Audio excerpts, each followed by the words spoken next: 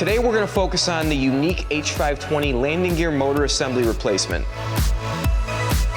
So we're going to take you through a step-by-step process. We're going to show you exactly what you need to do in order to get yourself back in the air. So to start, you're going to need a 2mm hex screwdriver to remove both the screws at the base of the landing gear motor. Remove the plastic antenna holder, then slide the entire landing gear assembly out from the body of the drone.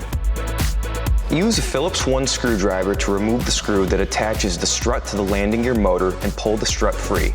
Before installing the new part, make sure the gold prongs in the landing gear motor and the heel on the strut are facing opposite directions.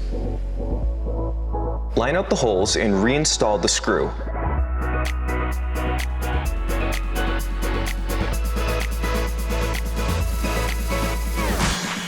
Pull the antenna to the side to safely reinsert the entire landing gear assembly.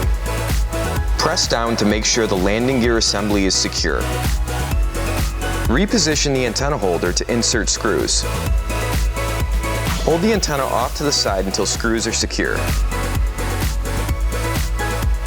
Rerun the antenna up through the antenna holder.